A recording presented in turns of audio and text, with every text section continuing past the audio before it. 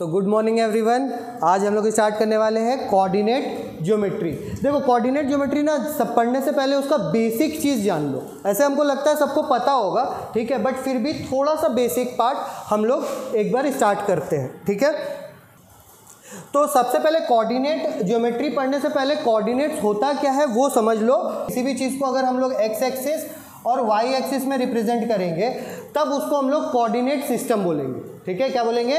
Coordinate system. हमेशा याद रखना, बहुत अच्छे से याद रखना, बहुत इजी कॉन्सेप्ट है तुम्हारा। ये कहलाएगा एक्स एक्सिस एक्स, और इधर वाला हम लोग साइड देते हैं एक्स डैश।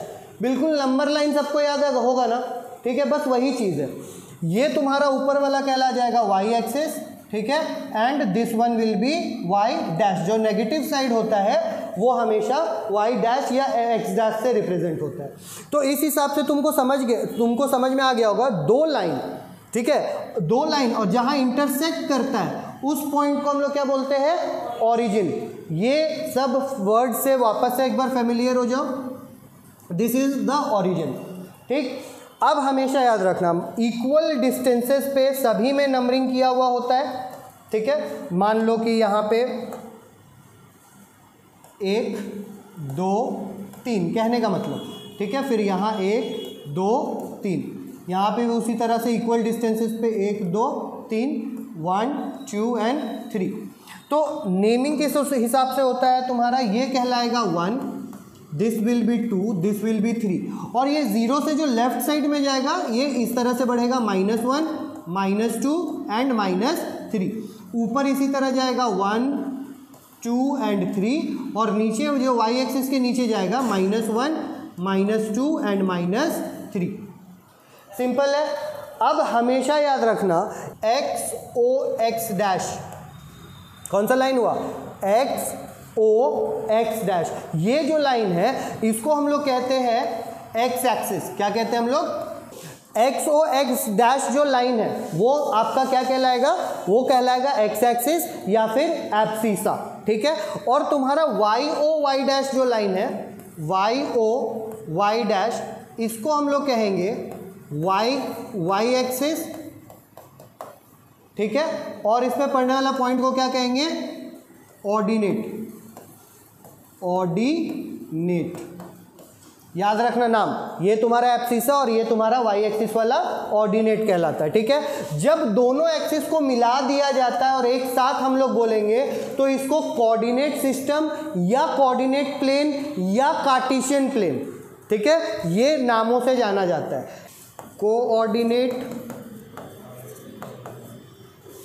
कोऑर्डिनेट सिस्टम या फिर प्लेन, ठीक है। उसके बाद या फिर इसका दूसरा नाम बोल देंगे कार्टेशियन प्लेन या सिस्टम, ठीक है। बहुत सिंपल है, ज़्यादा कुछ डिटेल में अभी नहीं जाना, ठीक है। बस कोऑर्डिनेट प्लेन या कोऑर्डिनेट सिस्टम या कार्टेशियन प्लेन, ठीक है, या कार्टेशियन सिस्टम, ठीक है। बात सब एक ही है, बस याद रखना कि एक साथ together they are called Cartesian system, ठीक है, या कोऑर्डिनेट सिस्टम। अब देख लो एक चीज़ सिंपल याद रखना, ये वाला जो दो लाइंस है ना ये पूरा प्लेन को 4 पार्ट में बांट रहा है, ठीक है। कैसे बांट रहा है? 4 पार्ट में, जिसमें ये वाला जो पॉजिटिव एक्स का पॉजिटिव और वाई के पॉजिटिव के बीच में आ रहा है, ठीक है, उसको हम लोग फर्स्ट क्वाड्रेंट कहेंगे। 4 पार्ट में बांटना मतलब क्वाड्रेंट करना, ठीक है, 4 क्वाड्रेंट में बांटना। This is called first quadrant. Clear है?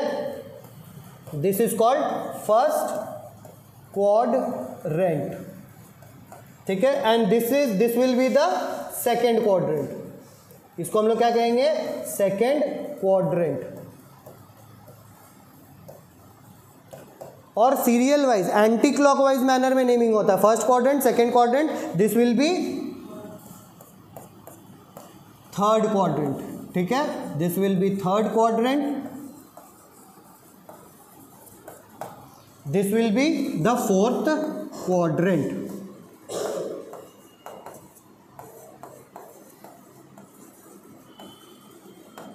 बस, ठीक है, याद रहेगा सबको। अब साइन याद रख लो, साइन याद रख लो। फर्स्ट क्वाड्रेंट में हमेशा कभी भी याद रखो तो एक्स कोऑर्डिनेट को हम लोग पहले लिखते हैं, फिर वाई कोऑर्डिनेट को बाद में लिखते हैं, ये सबको याद होगा, सबको पता होगा। तो इस हिसाब से इसमें एक्स कोऑर्डिनेट का प्लस साइन और प्लस साइन, प्लस प्लस, इस क्वाड्रेंट का नाम हो गया प्लस प्लस, ठीक है।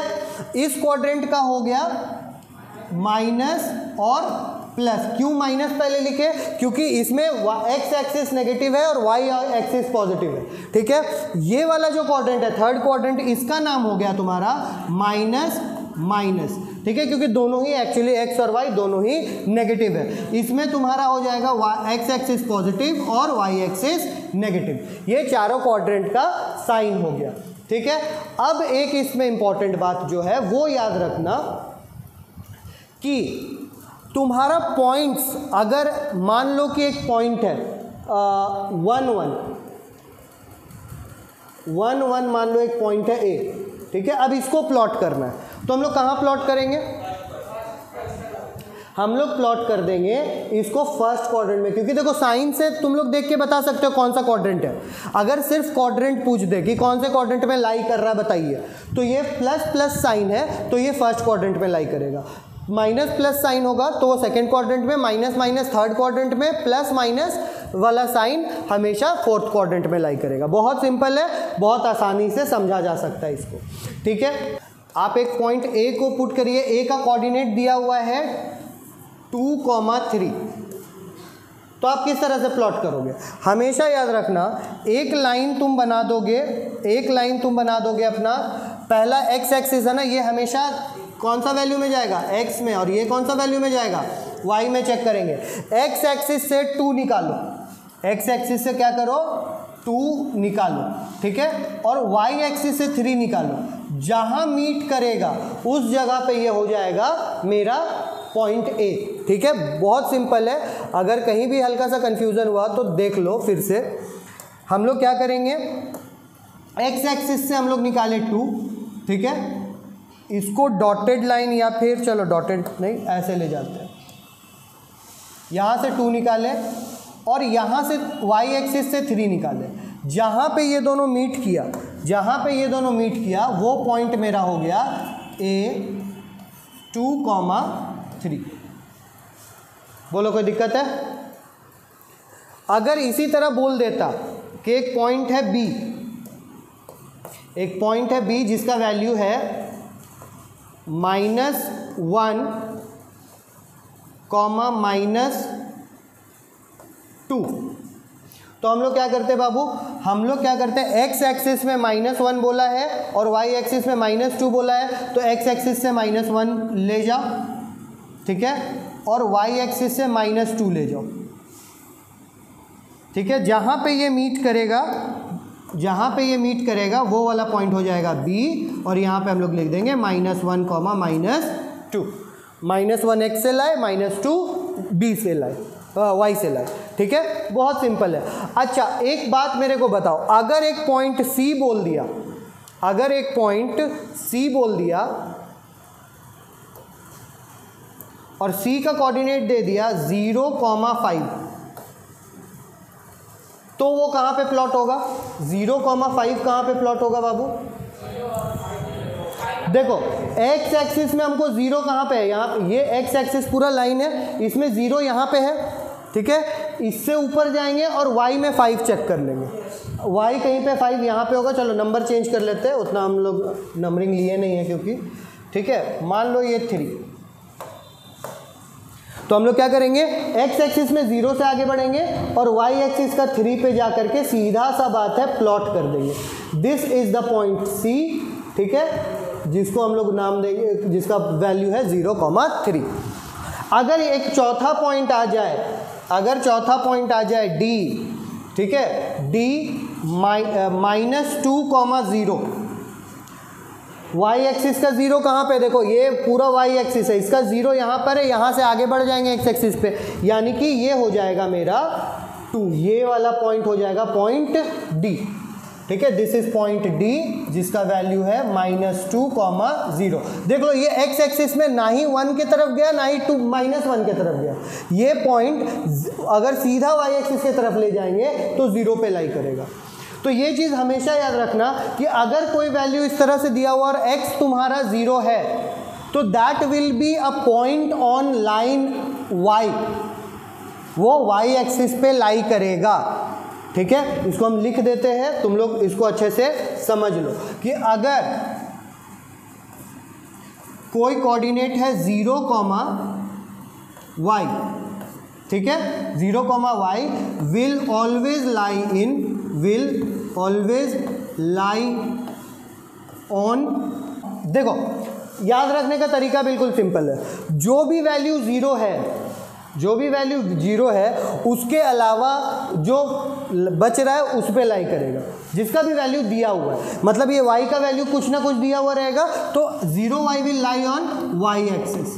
0y कहाँ लाई करेगा बाबू? y एक्सिस पे। अगर मान लो x, 0 दिया हुआ रहता तो ये कहाँ लाई करता? x एक्सिस पे। ठीक है, will lie on x axis. बहुत सिंपल है। ठीक, जैसे यहाँ पे एग्जांपल देख लो, 0, 3 था तो ये y एक्सिस पे लाई किया ना, y एक्सिस पे ही उसी लाइन पे ही बना। ठीक है, -2, 0 था, y 0 था तो ये x एक्सिस पे ही लाई किया। सिंपल सा बात है, ये 2 पॉइंट याद रखोगे। क्लियर है सबको बात ये? ठीक है, आगे बढ़ सकते हैं। चलिए अब हम लोग आते हैं, अब कोऑर्डिनेट सिस्टम तुम लोग आराम से पहले पढ़ चुके हो, अब हम लोग को पढ़ना है डिस्टेंस फॉर्मूला। अब कोऑर्डिनेट्स, अगर 2 पॉइंट का कोऑर्डिनेट दिया हुआ है तो हम लोग डिस्टेंस कैसे निकालेंगे? बहुत सिंपल और बहुत इजी फॉर्मूला है। ठीक है, एज्यूम कर लो कि एक पॉइंट है A और एक पॉइंट है B। ठीक है, ये एक लाइन बना रहा है। ठीक है, ये रहा A, this one is A and this one is B। अब ये A का कोऑर्डिनेट कितना होगा कोई बता सकता है? मान लो कि x1 और y1, और ये B का कोऑर्डिनेट है x2 y2। ठीक है, मान लो यहाँ नंबर होगा 2, 3, 5, 6, कहने का मतलब। अब इसका डिस्टेंस कैसे निकालेंगे हम लोग? ठीक है, तो हम लोग इसका डिस्टेंस निकालने के लिए अप्लाई करते हैं देयरफॉर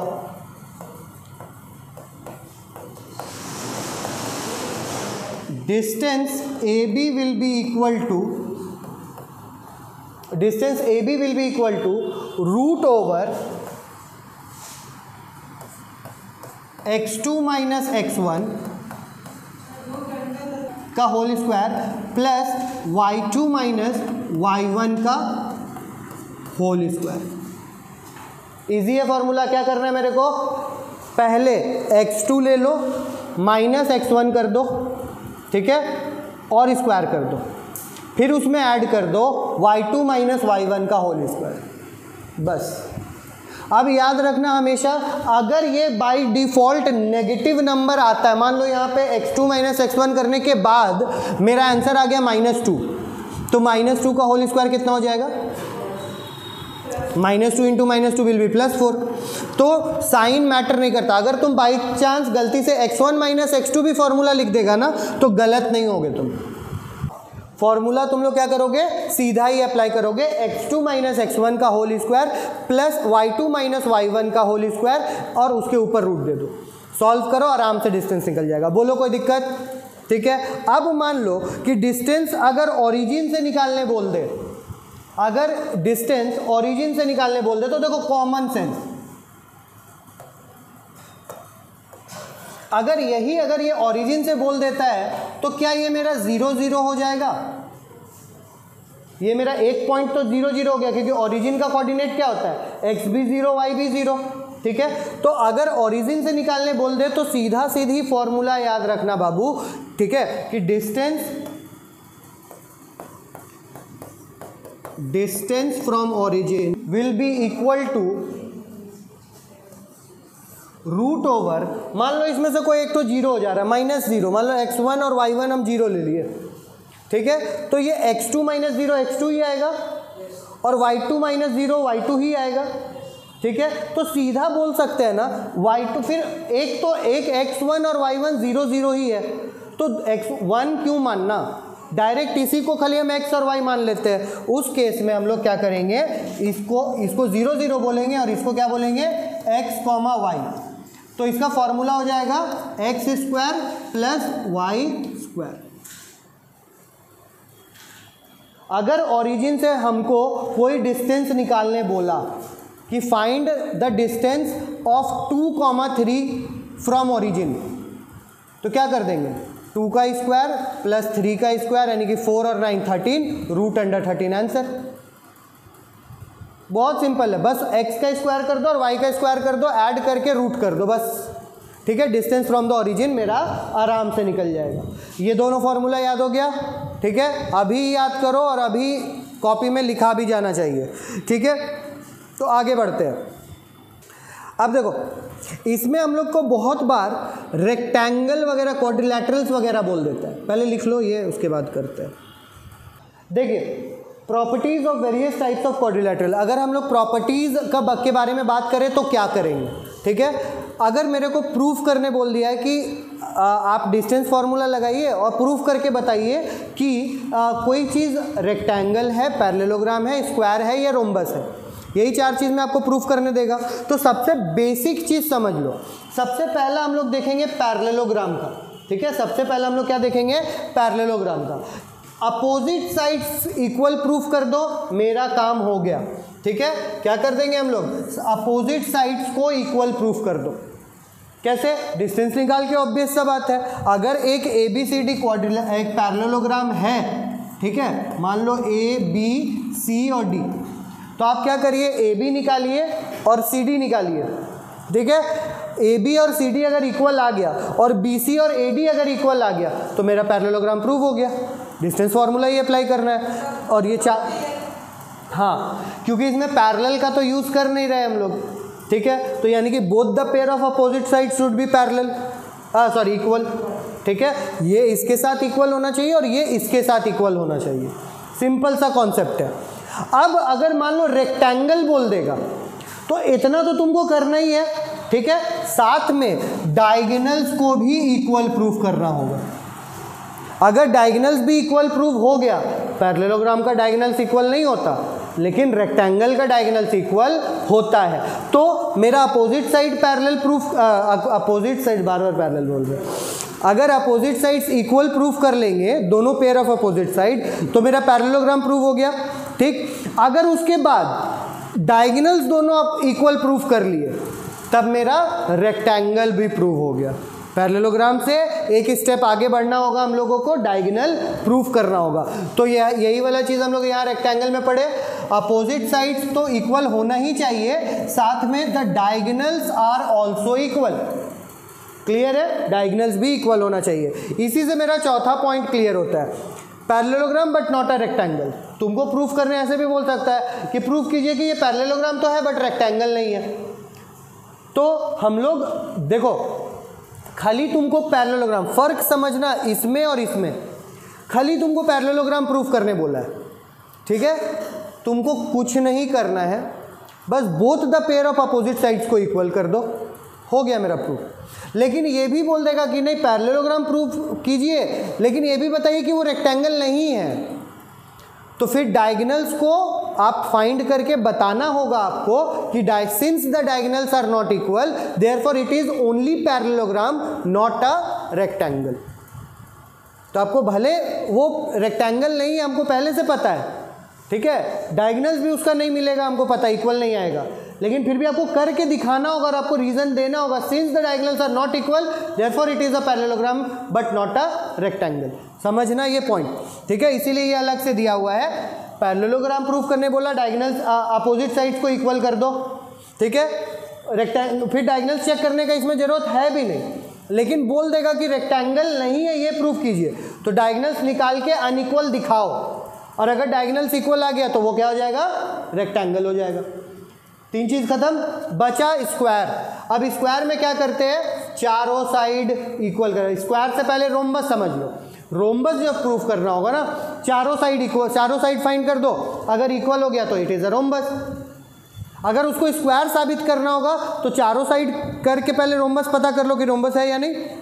अब क्या कर लो, डायगोनल इक्वल करके दिखा दो, डायगोनल फाइंड कर लो। अगर डायगोनल इक्वल हो गया, ठीक है, ऑल साइड्स के साथ अगर डायगोनल भी इक्वल हो गया then it is a square, perfect square.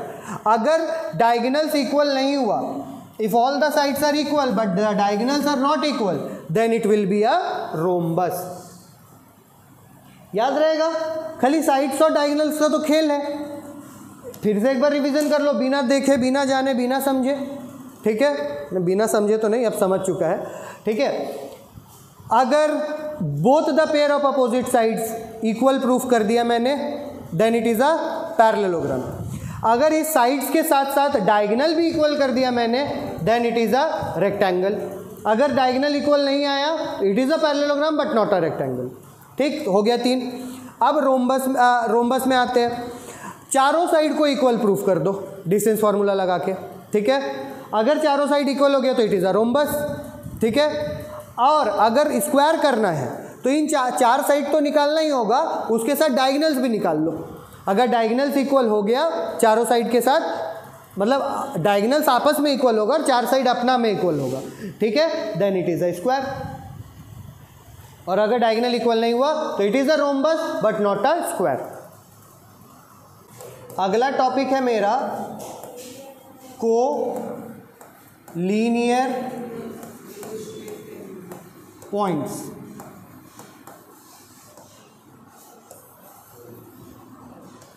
बहुत सिंपल सा चीज है। अगर कोई 3 या 3 से ज़्यादा पॉइंट एक स्ट्रेट लाइन में रहेगा तब उसको कोलिनियर पॉइंट बोलेंगे। क्या 2 पॉइंट में ये लागू होता है?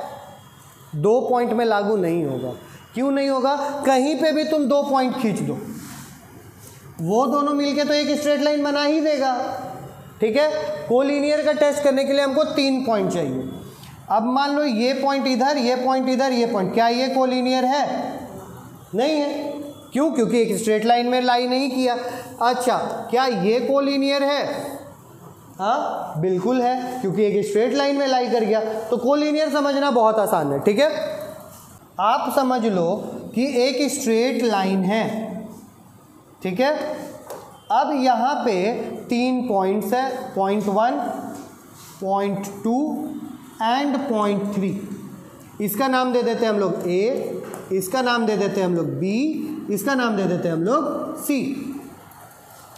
अगर हम लोगों को प्रूफ करना है कि prove that 3 given lines are collinear और नॉट, देन हम लोग क्या करेंगे? कुछ नहीं करेंगे, मतलब कुछ तो करेंगे लेकिन बहुत ज़्यादा कॉम्प्लिकेटेड चीज़ नहीं करेंगे। आप डिस्टेंस फॉर्मूला लगाइए, आप डिस्टेंस फॉर्मूला लगाइए बाबू, ठीक है। ए बी फाइंड करिए, ठीक है।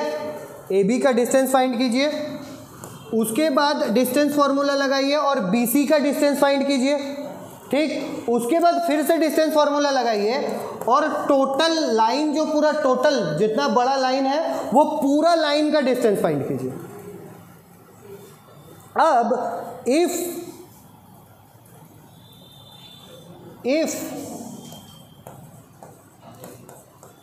ठीक है, अब आपको क्या करना है? कुछ नहीं। अगर if A B plus B C कर दो, ये छोटा छोटा जो 2 टुकड़ा है इन दोनों लाइन को जोड़ दो, तो ये दोनों लाइन का सम अगर ए सी के बराबर आ गया तो वो स्ट्रेट लाइन होगा। अगर ये मान लो 2 सेंटीमीटर है, ये 3 सेंटीमीटर है, तो ए सी कितना होगा? 5 सेंटीमीटर। तो ए बी फाइंड करो, बी सी फाइंड करो, ऐड करके चेक करो ए सी के बराबर आ रहा है या नहीं, ठीक है। क्या करेंगे? A B plus B C अगर मेरा ए सी के बराबर आ गया, ठीक है, then the 3 points are collinear. तब तीनों पॉइंट क्या है? कोलिनियर है। अदरवाइज अगर ये इक्वल नहीं आया, अदरवाइज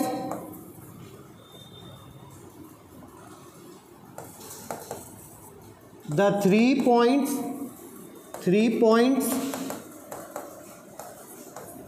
आर नॉट कोलिनियर। समझ में आ गया? अगर A B plus B C A C के बराबर आ जाएगा तो वो कोलिनियर है। अगर A B plus B C is not equal to A C then it is not collinear. Simple सा बात है, अदरवाइज करके तो लिखा ही दिए, समझ ही जाओगे। ये नॉट इक्वल आ गया तब ये कोलिनियर नहीं होगा। बहुत आसान है प्रूफ करना। हमेशा दो टुकड़ा में लाइन को इमेजिन करना, ठीक है, लाइन को पूरा तोड़ करके। ऑब्वियस सा बात है, देखो अगर हल्का सा भी ये 3 पॉइंट में ना हल्का सा भी टेढ़ा रहा line A B B C, ठीक है, तो इसका और इसका सम कभी भी इसके सम के बराबर नहीं आएगा, क्योंकि ये शॉर्टेज डिस्टेंस, ये छोटा हो जाएगा ए सी, ठीक है, याद रहेगा सबको? हाँ एकदम सही पकड़ो। ये ए है, ये बी है, ये सी है। अगर हल्का सा भी बी बीच वाला पॉइंट ऊपर नीचे रहा तो इसका सम मान लो 3 सेंटीमीटर है और इसका 4 सेंटीमीटर है, हो सकता है ये 6 सेंटीमीटर होगा, तो 3 और 4 7 आता है, 7 क्या 6 के बराबर है, ये हमेशा छोटा पड़ जाएगा, ठीक है, क्योंकि ये तो शॉर्टेज डिस्टेंस है इससे लेके सी तक का, तो वो तो हमेशा छोटा होता है। यस, वेरी गुड, क्लियर हो गया ये वाला बात। आगे बढ़े। 6 से मेरे को नेक्स्ट क्लास तक खत्म चाहिए। अब आते हैं सेक्शन फॉर्मूला। सेक्शन फॉर्मूला में समझना क्या है, एक लाइन किस रेशियो में किस चीज़ को बांटता है वो कहलाता है सेक्शन फॉर्मूला। एक लाइन, ठीक है, एक लाइन को एक पॉइंट किस रेशियो में बांट रहा है, दैट इज कॉल्ड, एक तरह से सेक्शन फॉर्मूला से हम लोग को पता चल सकता है। जैसे मान लो एक लाइन है मेरा ये, ठीक है, this is point A and this is point B. अब यहां पे एक पॉइंट है, मान लो सी, क्लियर है? अब इसमें रेशियो दिया हुआ होगा, इस लाइन का इस लाइन के साथ क्या रेशियो है। ये जैसे मान लो इमेजिन कर लो, अगर इस तरह से बांटते हैं ना, ये 1 हिस्सा 2 हिस्सा 3 हिस्सा, तो ये लाइन 1:2 का रेशियो में बटा है, ठीक है। अगर ये टोटल 6 सेंटीमीटर का लाइन है और यहाँ 2 सेंटीमीटर 2 सेंटीमीटर और 2 सेंटीमीटर, ठीक है, तो ये हिस्सा यहाँ तक हम बोलेंगे 2 सेंटीमीटर है और यहाँ तक हम पूरा क्या बोलेंगे 4 सेंटीमीटर है। 2/4 कट के कितना आएगा 1:2 का रेशियो, समझ रहे हो? ये हिस्सा और ये पूरा AC/CB इज 1:2। रेशियो समझ में आया सबको? हाँ, रेशियो समझ जाना पहले, उसके बाद ही आगे कुछ समझ में आएगा। रेशियो किस रेशियो में बांट रहा है वो तुम्हारा, ऐसे हम लोग डिनोट करते हैं M1 और M2 से। हम लोग क्या चीज़ से डिनोट करते हैं बाबू? M1 और M2 से। अब देखो यहाँ तुम लोग के बुक में फॉर्मूला दिया हुआ है, ये M/N का रेशियो में बटा। कौन से रेशियो में बटा बाबू? M/N। यहाँ M/N लिखने का मकसद समझना, ठीक है, यहाँ तक M है और यहाँ से आगे पूरा N है, ठीक है, M/N का रेशियो में इसको बांटे। A का वैल्यू है मान लो x1 y1 और B का वैल्यू है मान लो x2 y2। तो C का कोऑर्डिनेट हम ले लेते हैं x, y, x और y मान लो मेरे को निकालना है। तो कैसे निकलेगा? देखो सीधा सा तरीका है, ये वाला इधर के साथ मल्टीप्लाई होगा और ये वाला पीछे वाला रेशियो इधर के साथ मल्टीप्लाई होगा, बस फॉर्मूला सेट। m किसके साथ मल्टीप्लाई होगा? इसके साथ, और n किसके साथ मल्टीप्लाई होगा? आगे वाले के साथ। अब देखो कैसे बनेगा फॉर्मूला। अब हम लोग निकालेंगे कोऑर्डिनेट ऑफ C,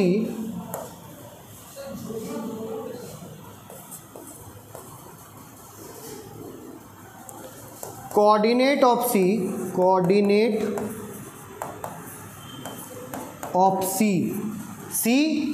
का नाम क्या है? C का कोऑर्डिनेट का नाम ऐसे तो हम लोग XY लिए है ना, इस तरह से।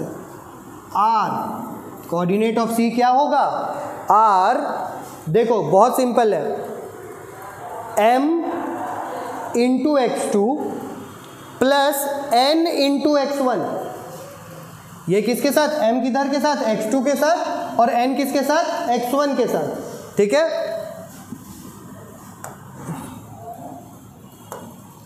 m into x2 plus n into x1 by m plus n, ये मेरा c का x कोऑर्डिनेट निकला। ये मेरा c का कौन सा कोऑर्डिनेट निकला, x। क्यों, क्योंकि x यूज हो रहा है।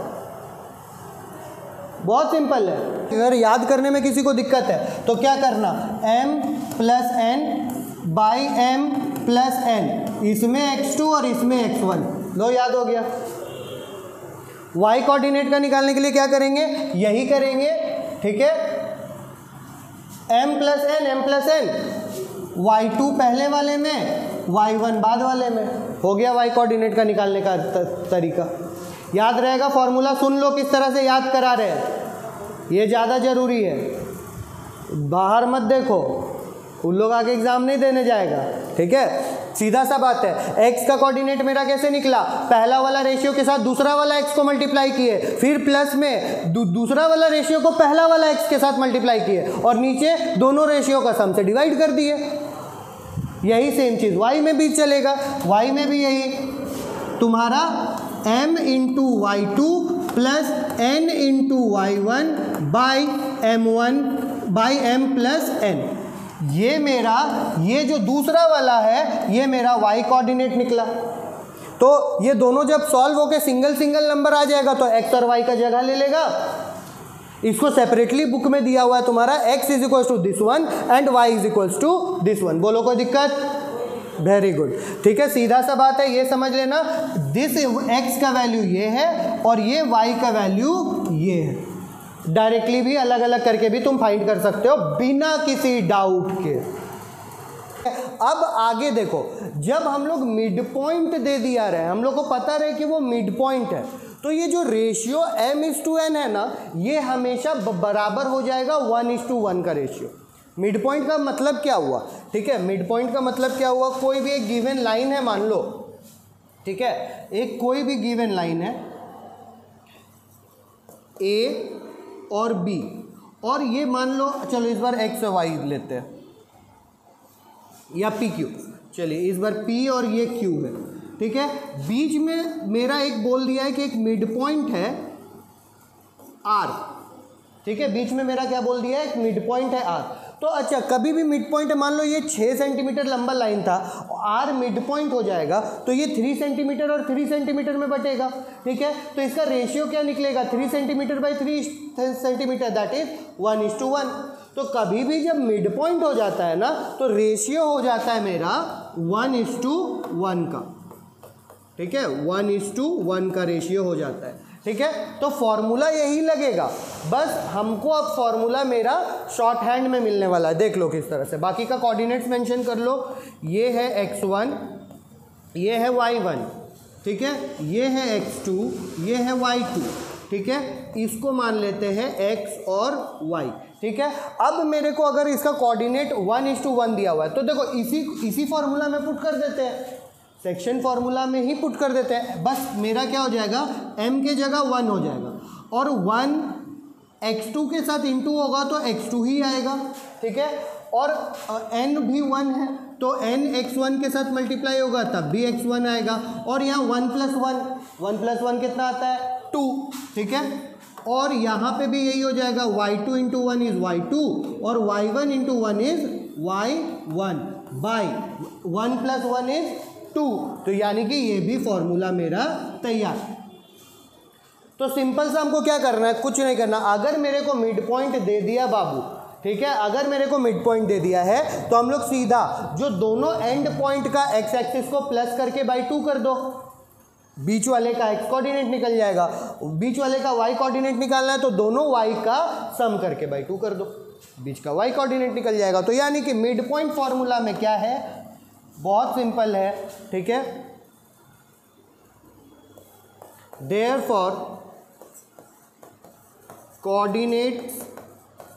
कोऑर्डिनेट्स ऑफ r, ठीक है, r जो xy है इसका फॉर्मूला हो जाएगा इसको हम लोग x2 प्लस x1 की जगह सीधा करके भी इस तरह से लिख सकते हैं, x1 plus x2 by 2 and y coordinate कैसे निकलेगा, y1 plus y2 by 2।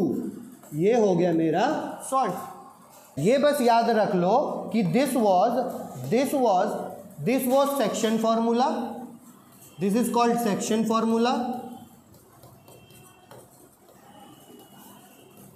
and this is called midpoint formula।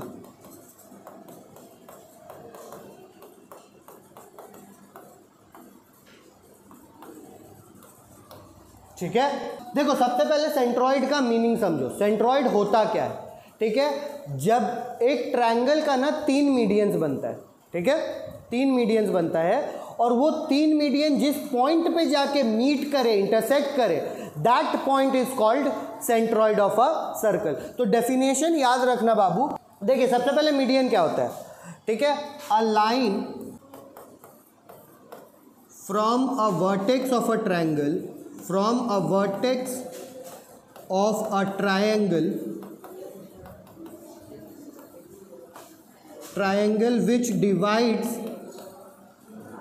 which divides the opposite side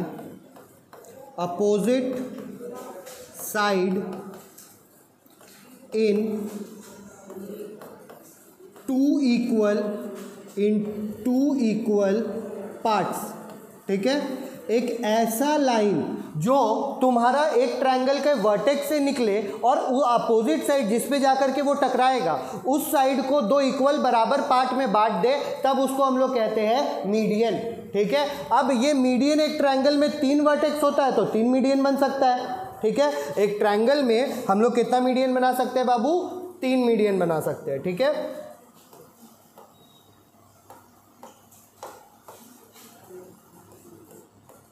a triangle has 3 median।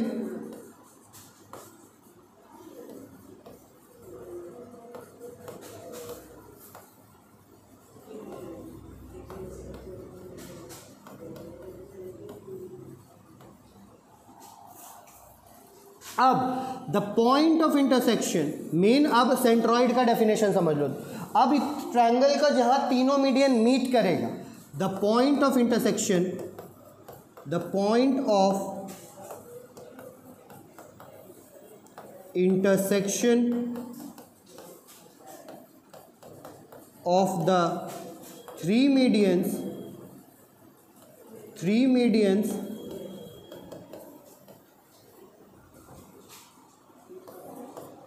of any triangle। कोई भी ट्रायंगल का पॉइंट ऑफ इंटरसेक्शन किसका, medians का, तीनों median का point of intersection यहाँ पे होता है, उसको हम लोग सेंट्रॉइड कहते हैं। चलो इसको एक बार फिगर के थ्रू समझ लेते हैं तो ज़्यादा आसान हो जाएगा मेरा। ये एक ट्रायंगल, ठीक है, अब इस ट्रायंगल का 3 वर्टेक्स आपको दिख रहा होगा। ठीक है, ये ट्रायंगल का नाम ले लेते हैं, this is A, this is B and this is C. ठीक है, अब यहाँ क्योंकि कोऑर्डिनेट ज्योमेट्री पढ़ रहे हैं हम लोग, तो कोऑर्डिनेट्स तो होगा ही ना तीनों साइड्स का, तीनों वर्टेक्स का, सॉरी। ठीक है, तो इसका वर्टेक्स को मान लो x1 y1, इस वर्टेक्स b को मान लो x2 y2। ठीक है, और इस वर्टेक्स c को मान लो x3 एंड y3। ठीक है, यहाँ ऑब्वियसली एक नंबर्स होगा यहाँ पे सारा, x1 x2 x3 और y1 y2 y3 में सब में क्या होगा, नंबर होगा। अभी फॉर्मूला के लिए बस इसको इस तरह से लिखा गया है। अब देखिए, मान लीजिए आप 3 मीडियंस बनाइए। एक मान लो यहाँ से एक मीडियन निकला और उसका बेस को 2 बराबर पार्ट्स में डिस्ट्रीब्यूट कर दिया, अप्रॉक्सीमेटली हम ले रहे हैं। ठीक है, यहाँ से एक मीडियन निकला, यहाँ से एक मीडियन निकला और इस पार्ट को दो जहाँ गया अपोजिट साइड में, उसको 2 बराबर हिस्सा में वो बांट दिया। ठीक है, और एक इमेजिन कर लो कि यहाँ से एक वर्टेक्स और इस साइड को वो 3 बराबर पार्ट में बांटा। ये पॉइंट ऑफ इंटरसेक्शन हुआ। ठीक है, हमेशा याद रखना कि जो सेंट्रॉइड होता है वो हर मीडियन को 2:1 के रेशियो में भी बांटता है। ये चीज़ फैक्ट है, प्रूवन एक तरह से फैक्ट, ठीक है, जो तुम लोग कंसीडर इजीली कर सकते हो विदाउट एनी प्रूफ। एक मीडियन, एक सेंट्रॉइड क्या करता है, मीडियन को हमेशा 2:1 में बांटता है। 2:1 किधर से, वर्टेक्स के साइड से 2:1 में बांटता है, ठीक है। समझो, ये बात समझो। अगर ये एक ट्रायंगल है तो ये हिस्सा, ये अगर मीडियन है और ये सेंट्रॉइड है, तो ये सेंट्रॉइड इस मीडियन को ऊपर से वर्टेक्स के साइड से 2 और 1, 2:1 के रेशियो में डिस्ट्रीब्यूट कर रहा है। ये याद रहेगा, ठीक है। ये कौन सा रेशियो है बाबू, 2:1 का रेशियो है। From which side, from the side of the vertex. उसी तरह ये साइड, ठीक है, उसी तरह ये साइड बाय ये साइड भी 2:1 का रेशियो हुआ। उसी तरह क्या this side by this side 2:1 हुआ, नहीं, this side by this side 2:1 हुआ। हमेशा किधर से लेंगे, वर्टेक्स के साइड से, ये याद रखना, याद रहेगा, बहुत सिंपल सा चीज़ है। इधर से 2:1 नहीं, वर्टेक्स के साइड से, मतलब this one comes first then this one. अगर हम लोग नीचे से ले रहे हैं तब हम लोग उसको 1:2 का रेशियो बोलेंगे। क्लियर है बात, ठीक है, ये चीज़ बस याद रखना। अब आते हैं अगला, इसका कोऑर्डिनेट अगर मेरे को सेंट्रॉइड का कोऑर्डिनेट निकालने बोल दिया तब हम लोग क्या करेगा, ठीक है। अगर सेंट्रॉइड का कोऑर्डिनेट, सेंट्रॉइड कौन है, मान लो ये पॉइंट है, ये पॉइंट को मान लेते हैं D,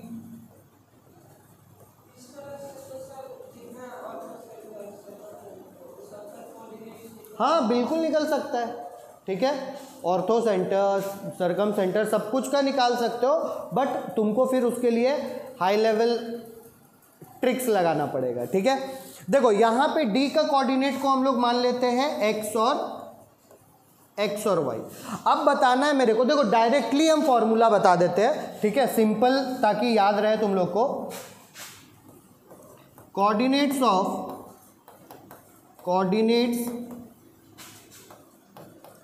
of a centroid of a triangle, ठीक है, are given by x coordinate के लिए x1, x2, x3 सम करो बाई 3 करो, याद रहेगा। बस हम याद करवा दे रहे हैं, ये बहुत सिंपल है वैसे डेराइव करना। क्वेश्चन एक्सरसाइज में आएंगे तो हम लोग डेराइव करने का भी तरीका देखेंगे। x1 + x2 + x3 बाई 3, ठीक है, 3 नंबर। अब y का फॉर्मूला क्या बनेगा, y1 + y2 + y3 by 3, simple है। जो है x के लिए लागू होता है वही y के लिए लागू होता है, y1 + y2 + y3 बाई 3, खत्म। ये मेरा कोऑर्डिनेट ऑफ अ सेंट्रॉइड हो गया, सिंपल है, सबको याद रहेगा। एक लास्ट फॉर्मूला है जो सी में यूज़ होगा, आ नहीं रहा मेरे ख्याल से, बट जान करके रखो, ठीक है। एक्सरसाइज सी मेरे ख्याल से आउट ऑफ सिलेबस है, एरिया ऑफ द ट्रायंगल निकालने का, ठीक है। बहुत सिंपल फॉर्मूला है, इसको देख लेते हैं हम लोग। पहले इसको आप लोग लिख लीजिए कॉपी में, फटाक से लिखो। मान लो हमारे पास एक ट्रायंगल गिवन है, ठीक है, ये छोटा सा ट्रायंगल। अब इसका 3 कोऑर्डिनेट भी गिवन है मेरे पास, ये है ए, x1 y1, this is b जिसका कोऑर्डिनेट है x2 y2, this is c जिसका कोऑर्डिनेट है x3 y3। अगर मेरे को बोल दे बाबू, अगर मेरे को बोल दे कि find the area of triangle ABC, तो एरिया ऑफ द ट्रायंगल का फॉर्मूला क्या हो जाएगा, सीधा सा बात है, याद रखने का तरीका यही है। पहले तो आप हाफ कर दो, ठीक है, फिर x1, ये जो x1 है इसको लिखो, एक एक करके x1 आएगा, फिर x2 आएगा, फिर x3 आएगा, ठीक है। बट x1 के साथ मल्टीप्लाई में जाएगा y का वैल्यू और माइनस में 2y, ब्रैकेट देना, x1 के बाद कितना आता है 2, ठीक है। तो y का कौन सा वैल्यू लेंगे हम, y2, फिर माइनस, फिर y ही लेना है, ब्रैकेट के अंदर y ही लेना है। 1 नंबरिंग देखो इस तरह से होना चाहिए, 1 2 और फिर y3, वेरी गुड, ठीक है, यानी कि y3 हो गया मेरा, ये पहला ही है। अब इसमें ऐड हो जाएगा कौन सा, x1 का एक बार ले चुके, अब क्या लेंगे x2, 2 के बाद क्या आता है 3, ठीक है, यानी कि y3।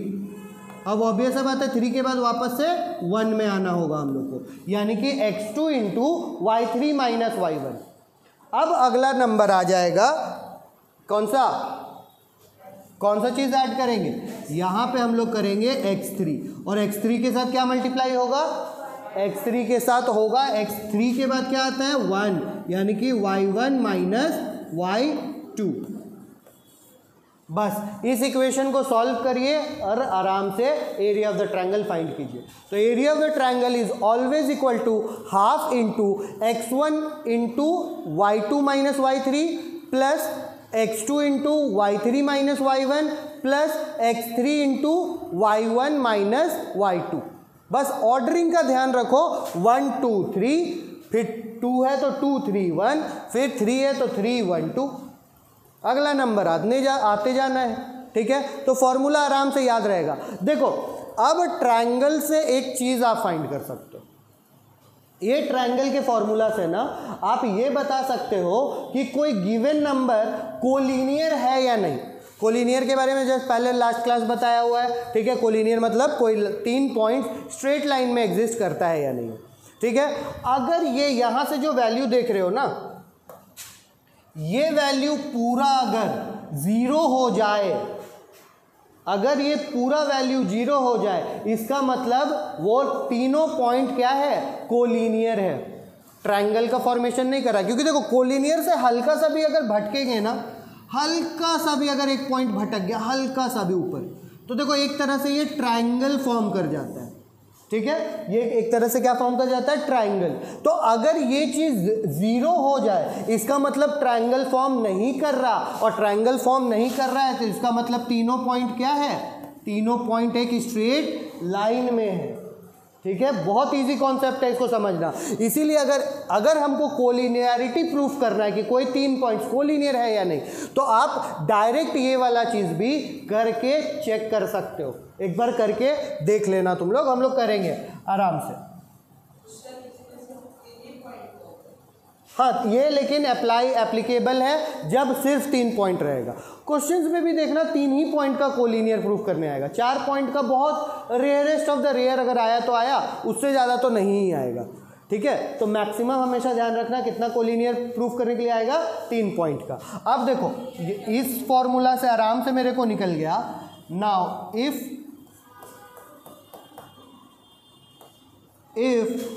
x1 y2 minus y3 plus x2 y3 minus y1 plus x3 y1 minus y2 is equals to 0, अगर ये तीनों वैल्यू 0 के बराबर है, ठीक है, देन the 3 points, then the 3 given points are collinear, ठीक है, कोलिनियर। और अगर ये 0 के बराबर नहीं है तो मतलब कि वो ट्रायंगल फॉर्म कर रहा है and they are not collinear. Simple सा लॉजिक है। चलिए फटाक से फॉर्मूलाज लिखिए। तो हमारा पूरा चैप्टर कोऑर्डिनेट ज्योमेट्री हो गया ख़त्म फाइनली, ठीक है।